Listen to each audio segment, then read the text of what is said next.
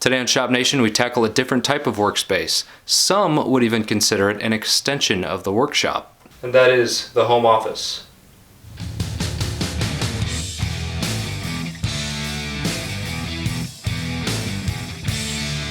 Now, as you could probably tell, we're not inside the shop, but we're in what I consider an extension of my shop, and that is my home office. A recent job change means that I'm now going to be working from home out of this office, meaning it's got bumped up way higher on the to-do list. So we're going to tackle some built-in desks and some organization for this space. Now you may be saying to yourself, well, what does this have to do with shop organization?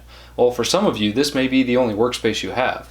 Or depending on the type of work you do, if you do largely 3D printing or electronics, that's not something you want to do in a garage environment. So this space is going to function as my office and also an extension of my workshop where I can do some Arduino projects that I've always been wanting to do, and it's going to house my 3D printers. Currently, my desk is a makeshift fold-out plastic table, which is doing its job, but it's not a long-term solution. So what I'm envisioning is a clean, sleek look. I'm gonna build some custom desk and workspace area with some drawers that I actually bought from Ikea. So the first step of the project is to clear out the space, and I think if I remember right, now I'm new to DSLR cameras, but I think there's a TV magic button. Let me just, was that the right? Yep, that was the right setting. So as you can see, now the room is cleared out and we are ready to go. So for the desk surface, I'm going to use these laminated project panels. And you can buy these at Lowe's. I bought this one at Lowe's. This is an 18-inch wide by 96-inch long piece. So I got two of them to cover the 30-inch depth that I want on my desk. Now there's two types of project panels. There's paint grade and stain grade. Obviously stain grade is a little higher quality. You get the more continuous runs of wood. The paint grade has kind of mix and match wood that are going to get covered up by paint anyway. So I opted to go with the stain grade. Each of these panels was about 28 bucks. So in theory, a countertop 96 inches long at 32 inches deep would run you about 50 bucks. It's really not bad. Now I'm choosing to mount this on top of a piece of MDF to add some rigidity to the desktop. Because it's going to be over a long span, I wanted that extra strength. It's also going to help me mount my false edge on the side in front of the desk. The number one advantage of using these project panels is that they're pre-glued, pre-planed, and pre-sanded. So really the only thing left for me to do is to square up these edges so that I can glue them up and then do the false edges around the side of the desk. Now I don't have a joiner, so I'm using my table saw to get a square edge and to cut them down to the correct width.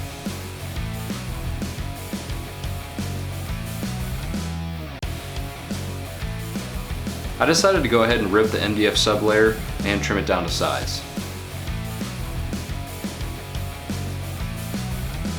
To join both halves of the desk surfaces, I'm using pocket hole screws from the underside of the panels.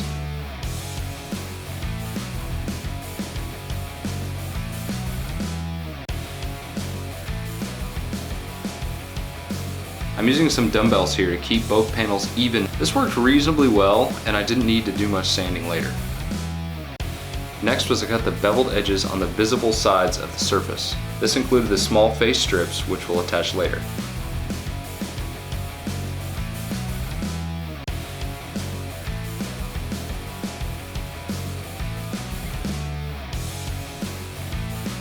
We're now ready to assemble the desk surfaces. With the joined panels laying upside down, I'm using a boatload of glue to bond the MDF. It's really important to line up the bevel with the front edges of the MDF so that the trim pieces fit correctly. Here I'm just adding some screws to keep everything in place while the glue dries.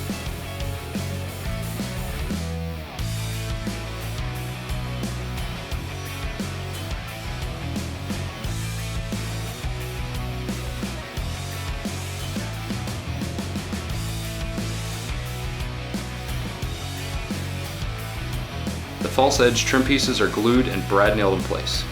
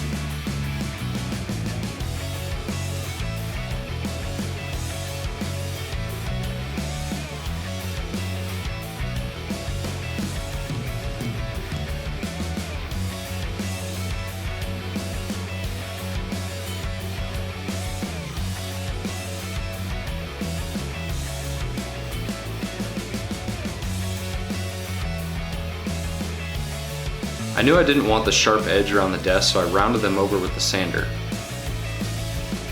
Now I knew I ran the risk of opening up some voids at that 45-degree bevel joint, but it's no big deal. I just filled them in with some stainable wood filler. Next up was to make the decorative end panels for both desks. I'm cutting down some more MDF to size. This includes some spacer strips, which will act as the interior structure for each panel. Last thing needed was to cut out some 1x4 pine for the trim.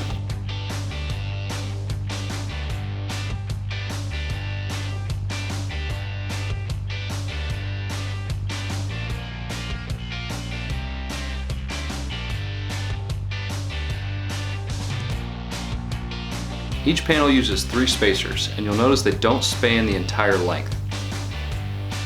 I wanted each panel face to carry the load of the desk rather than the spacers.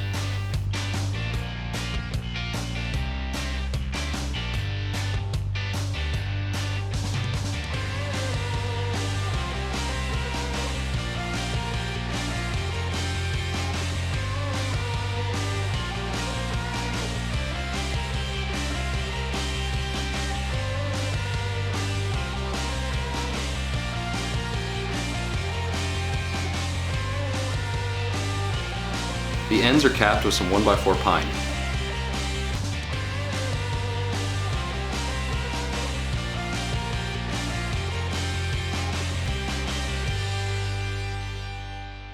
With the frame done of the end support, I can start working on the detail on the face. What I'm going to do is frame it out with some 1x4s and put an X pattern, really just to make the ends interesting.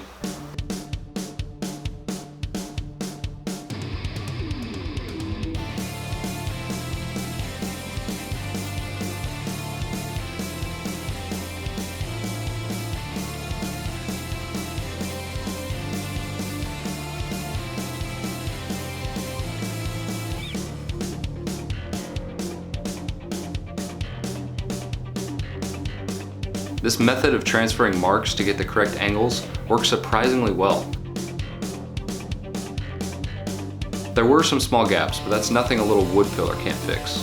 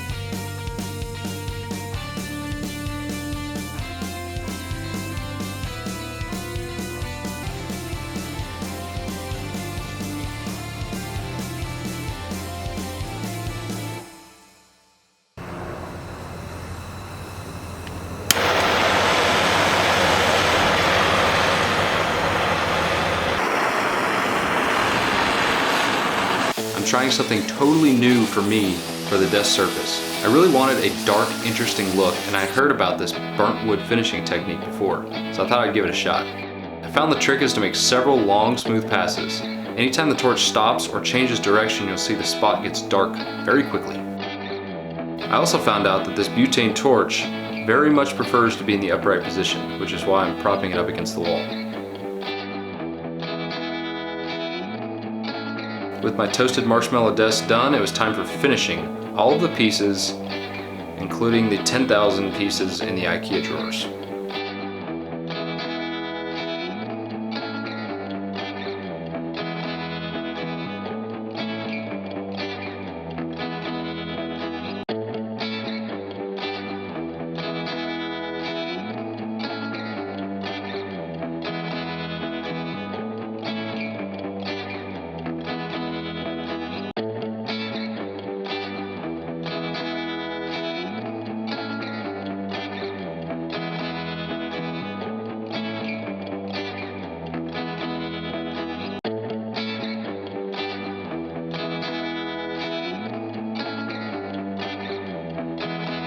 For the desk surfaces, I'm using a dark espresso stain from Minwax. which I'll finish with some good old polycrylic for durability.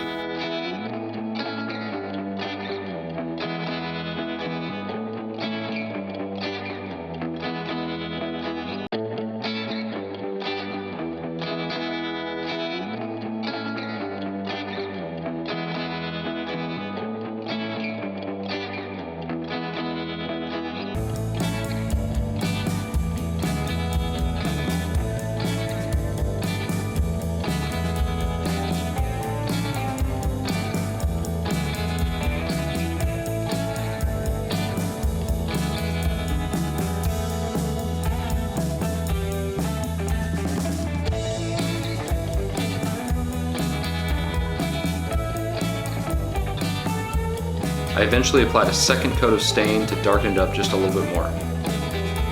Next up was the first of 3 coats of polycrylic. I sanded the surface with 220 grit between coats.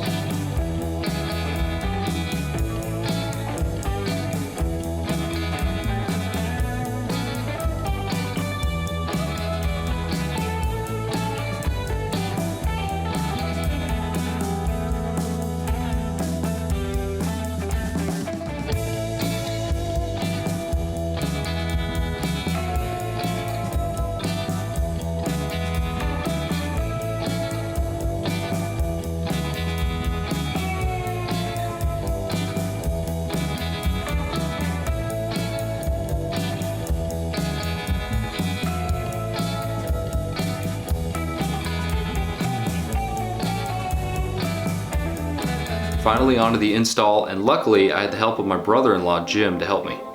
Appreciate you, Jimbo.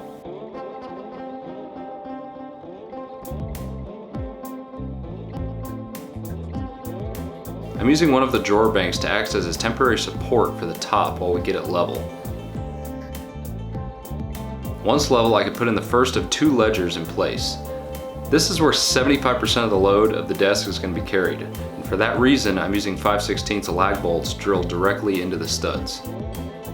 Next up was the long ledger, which attached the same way. Oh, and don't mind that confetti in my hair. That was thanks to our nieces and nephews at Easter. Of course, I had no idea it was in my hair while filming, which is cool. Last but not least, the desk surface is held in place with some pocket hole screws from underneath.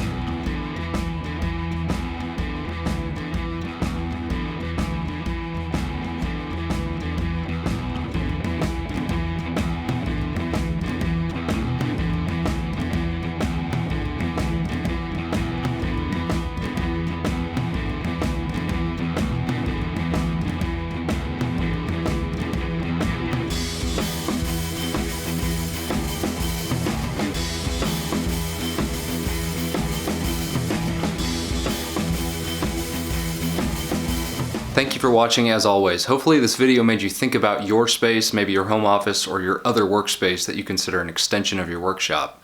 Don't ignore them like I was doing. Please comment, like the video, subscribe. I love interacting with you guys, answering questions, and a lot of good ideas usually stem from that. I've been giving a subscriber update at the end of each video, so I guess I'll keep doing that.